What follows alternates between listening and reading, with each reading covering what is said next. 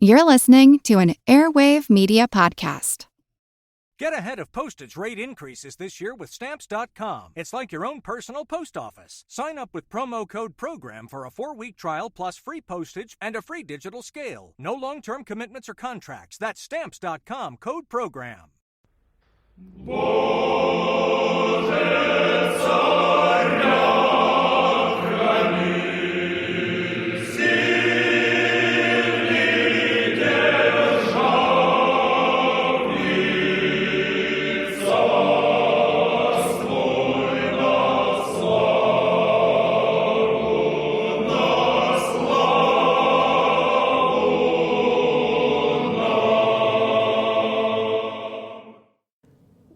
Hello everyone, and welcome. The History of the Great War, episode 123. A big thank you goes out this week to Tom and Shane for choosing to support this podcast on Patreon, over at patreon.com/History of the Great War. By supporting the podcast, they have helped make all of this possible, so thank you. This episode begins our series of episodes on the Russian Revolution, which means we should probably start with a discussion about what these episodes will actually cover. There will only be 6 episodes on this topic, and to be honest, I will not be taking a super deep dive into the intricacies of revolutionary politics in Petrograd during 1917. We will cover the high points, and you will get the full story, but I think a truly deep dive into this topic will occupy a lengthy podcast all by itself. We will be keeping our conversations at least somewhat adjacent to the war, which means we will spend roughly a third of our time discussing the 1917 summer offensive and the Russian exit from the war later in the year. We will also be discussing not just the events of 1917, but early 1918 as well. We will be covering the 2 revolutions of 1917 in March and November, along with the summer offensive and the exit from Russia through the Treaty of Brest-Litovsk in March 1918. This will take us to the end of Russia's World War I story, although fighting within the country would continue for quite some time afterwards. This also means that we probably will not be checking in again with the Russians for at least the foreseeable future. But all this talk is getting ahead of ourselves. We start today at the beginning of 1917, at which point at least the Russian military leadership was still somewhat positive about what they thought they could accomplish in 1917. In reality, if the revolutions had not happened, there's a good chance that the Russians would have been a highly productive member of their alliance in 1917. They still had a lot of men, a problem that was becoming more and more critical for all of the other countries in Europe, and for many, this would be crippling by the end of the year, but not quite so much for Russia. They were producing and importing more military goods than they ever had before. However, the grand hopes of the 1917 campaigning season would never come to fruition. The revolutions would see to that, after all. As I have done so many times, I will start this episode with a quote from G.J. Meyer from A World Undone. Quote, "Like many of history's greatest upheavals, the end of the Romanovs was both a long time coming and shockingly sudden." End quote. So let's jump in and talk about what the situation in Russia was in early 1917. The Russian economy during the war is an interesting topic for discussion. Much like other economies around Europe during the war, the root of the problem in the Russian economy was not a decline, but instead a massive, unrestrained, unrelenting boom. The Russian government had always strictly adhered to the gold standard. The gold standard in its simplest form meant that all of the Russian money in circulation could be covered by the Russian government's gold reserves. This was seen as a safe but conservative way to manage an economy, but it did have the effect of suppressing the amount of money that the government could spend. However, with the country at war, it was time to unleash the government's pocketbooks, and a spending spree began. By 1917, Russia was spending almost $30 million per day on the war, which was more than France and Great Britain at the same point. This was done, first of all, by throwing the gold standard into the rubbish heap. However, the Russian government had to find a way to get more money, and the easiest way to do that was to borrow large amounts of money from the richest country in the world, at least at this point in time, Great Britain. There would be a lot of debate both inside the Russian government during the war and for historians after the war about whether or not Britain and its banks were taking advantage of the Russian situation. Now, they did offer large loans to Russia when them finding other sources of financing would have been a real challenge. However, these loans came with certain conditions. The first of which was that large stocks of Russian gold had to be brought to London as a kind of collateral. Really, they were holding it ransom. Second, all of the Russian purchasing had to be done through London, which put a lot of control in the hands of British politicians when it came to what, how much, and when the Russians could buy things. This is at a time when the British were also trying to buy vast amounts of goods from international markets, which meant there was a large conflict of interest. This meant that either the Russians paid too much and got it now, or they paid the going rate and maybe didn't receive it at all. The Russians did not really have a choice, though, since it was the only way for Russia to purchase the resources it needed. The Russian government did attempt to raise more money domestically as well. This came in several different forms. They gathered money from the Russian public through war loan campaigns, much like other countries would do, and they also greatly altered taxation in the economy as well. Before the war, the levels of taxation were quite low in Russia, with a minority of the governmental incomes coming from direct or indirect taxation, just about 1/5 of total receipts, give or take a bit. Most of the rest of the money instead came from state-run monopolies on goods like spirits, with a lot of that being vodka. Of course, it's Russia. This would change in 1916 when an income tax was introduced, but even this taxation and other increased taxes put only a small dent in the situation. Some estimates put these taxes as paying for only 1 week of the war in 1917, so 1/52nd of what was needed. All this money being spent by the Russians, especially that money going into the domestic economy, caused a massive boom, and also a large migration. Millions of young people moved into the cities to begin working in war industries, instead of staying out in the countryside.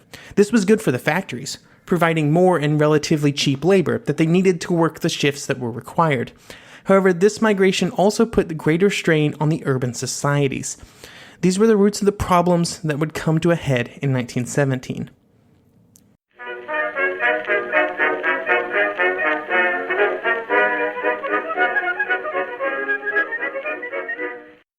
The one truth about human history is that change is inevitable. But the one thing that has never changed is that humans need food to survive. There are many ways to get that food, but one of the easiest ones is Factor. Factor delivers ready-to-eat meals right to your door. All you have to do is heat them up and dig in. In 2 minutes, you can be eating tasty keto or vegan options, or any of their 35 options that they have available every week. So you can choose maybe the cheesy garden herb chicken, maybe the Santa Fe green chili beef skillet, or perhaps the Caribbean spiced tofu. It is all delicious, and if you have a bit of a sweet tooth, Factor still has you covered with a wide range of snack and smoothie options. Chocolate mocha cheesecake, snickerdoodle macaroons. Any of that sound good? And don't worry, even the tasty stuff is dietitian approved. Head over to factormeals.com/GW50 and use code GW50 to get 50% off. That's code GW50 at factormeals.com/GW50 to get 50% off. Is your wallet a little lighter than usual after the holiday season? Consider it money well spent, because you deserve to live your best life, and the Chime checking account wants to help you live yours to the fullest. A little extra money goes a long way, which is why the Chime checking account has tons of benefits that millions of members love, like fee-free overdraft up to $200 for eligible members, no monthly fees, and access to over 60,000 easy-to-find and fee-free ATMs. You even get paid up to 2 days early with direct deposit, all while managing your money on the go, including sending and receiving money fee-free with friends that aren't even on Chime. Sign up for Chime today for you and your wallet. Get started at chime.com/goals24. That's chime.com/goals24. Banking services and debit card provided by the Bancorp Bank N.A. or Stride Bank N.A., members FDIC. Spot me eligibility requirements and overdraft limits apply. Access to direct deposits up to 2 days early depends on the timing of the submission of the payment file from the payer. Out-of-network ATM withdrawal fees may apply.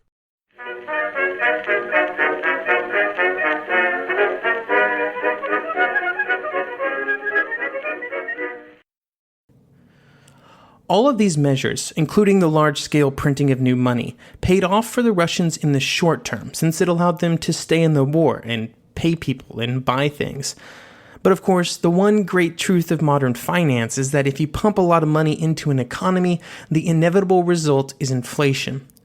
By 1917, prices had risen 400%, a trend that would not slow but instead increase during 1917, with prices reaching 10 times their pre-war value by the time of the October Revolution. Real wages could not hope to keep pace with this rate of change, and the purchasing power of most Russians crashed down to what felt like nothing. It was in these money and inflation problems that one of the key pillars of the revolution was planted. When wages and money are meaningless, and the people feel like they have nothing, they begin to seek alternatives, anything other than the capitalism which was running the Russian economy, and which was also, apparently, letting them down. Of course, the real issues began when people tried to take their wages and turn them into something that everybody needs every day: food. The issues with trying to make this transaction began on the supply side of the food equation, and on that side of the story there were two different types of farmers with two different types of problems. On one hand, you have the large landowners. For them, the first problem was machinery. Their farms were relatively highly mechanized before the war, and they had done this through importing farm machinery, with imports highly curtailed by the war, and what domestic production was available detailed to other work, there was not much to go around. In 1913, over 100 million rubles worth of machinery were purchased. In 1916, that number was just 13 million, but it was actually less than that due to inflation. This began to cause serious problems on these larger farms, as irreplaceable equipment could no longer be fixed due to lack of parts, but also could not be replaced. This lack of machinery was felt even more as larger and larger numbers of laborers, in the form of men, were drafted into the army. The second problem was one of fertilizer. Before the war, most of the fertilizer used on these larger farms had come from abroad, but now there was neither the shipping nor the foreign exchangeable money to purchase it. The fertilizer that was available domestically had to compete with all of the other demands for rail transport, making it a challenge to get it to the right places at a reasonable cost. These two problems resulted in a reduction in production in some of the most fertile areas of the country. For example, in the Stavropol region, they would be producing only about 1/5 of the grain in 1917 as they had in 1913. The other type of farmers in Russia were the peasant class, and unlike the larger landowners, the war was remarkably kind to them. Before the war, they had not had access to machinery or fertilizer. They couldn't afford it, so they barely noticed that it was gone. And even with the men taken from their ranks for the army, they were able to increase the amount of land under tillage by about 1/5, and they raised the number of animals even more. The cattle population was up 25%, and other animals like pigs and sheep had even larger numbers. That rise sounds great. It sounds fantastic, really, for everybody. But there was, of course, one small problem. The peasantry had a very different interaction with markets than the larger landowners, and this was true before and during the war. For the peasants, the problem was one of access. Except for the areas right around the cities, transportation was a big issue, and this meant that when a peasant wanted to sell grain, it would often have to go through several intermediaries before reaching the end of the line and the consumer.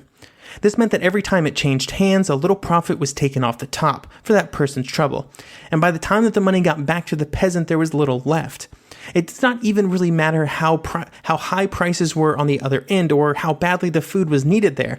The peasants would always get the short end of the stick. This meant that after the massive inflation, the cost of goods was so far above the money that the peasant was making that it seemed a bit pointless to sell much of anything. Why sell what you had worked so hard to create when, due to inflation, you can't buy anything with it anyway? The answer became to keep more of the grain for themselves. The first thing was to simply hoard, hide, and keep it, but they also used it to feed the animals. This was part of the reason that the number of animals jumped so much during the war. But then these animals, instead of being sold, because money was once again worthless, they would keep them and breed more. The result of all of this was that instead of about 1/4 of the harvest finding its way to market, like it was before the war, only about 15% were sold in 1917. The amount of food on the market fell, even when the amount of food needed in the cities went up by 1/3. Even with all of these problems happening in food production, there may have been enough food to feed the people in the cities if the food could have gotten to them. Before the war, the railway network in all of Russia had been geared for one purpose: getting goods to ports for export to the international market. And for most of Russia, this meant moving it south to the Black Sea, where it could then be sent out through the Mediterranean. With the Ottoman entry into the war and the needs at the front, this meant that the Russian railways were not set up in the correct orientation, and of course, there were just simply not enough of them. The incredible increase in traffic during the first few years of wartime meant that they were, by 1917, falling apart. The rails and cars had not been in the best status before the war, and now they were just shot. But it should be noted that this was not a problem only for Russia during the war. By 1917, French railways and locomotives were also in a wretched state. However, in France, they never had real issues feeding the people in the cities. The Russians really did. The lack of ability to transport food was compounded by the problems of moving coal for fuel as well. And I don't know if you know this, but in Russia, the winters get pretty chilly. All of these factors created a situation in the cities where the entire environment was ripe for revolution. The cities of Russia would be the heart of the revolutions, and none more than Petrograd. In December 1916, it had about 1/6 as much food as it needed to have on hand, and in January 1917, it would only get about half of what it needed to replenish its stocks every day. With the deliveries of food and fuel to the cities like Petrograd so far under what was required, other dominoes began to fall. Factories also began to lay off some workers since there was nothing for them to do due to lack of fuel. The cities really felt like they were under siege, being starved out by an enemy, and workers had to come together to try and scrape by a living. The traditional barriers between workers, like geography, class, skill levels, experience, even gender, began to break down, and while the various groups still disagreed on many details, they could certainly agree on a few things. Capitalism had failed, and the government that mandated it had also failed. The only conclusion was that there had to be another way. With the rise of starvation in the cities and the subsequent rise in disease and death, I can sympathize with their problems.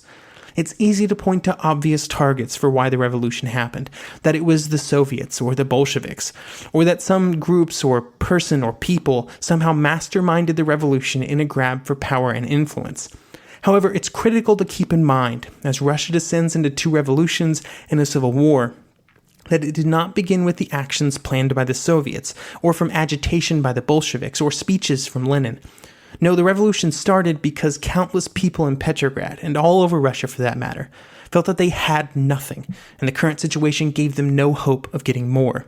Their families, their children were starving to death around them. They looked out into the world and they had nothing to lose, and nothing to gain by sticking with the status quo. They wanted change, and it didn't even truly matter what that change was. There was no risk in failure, because the only alternative to change was starvation and death.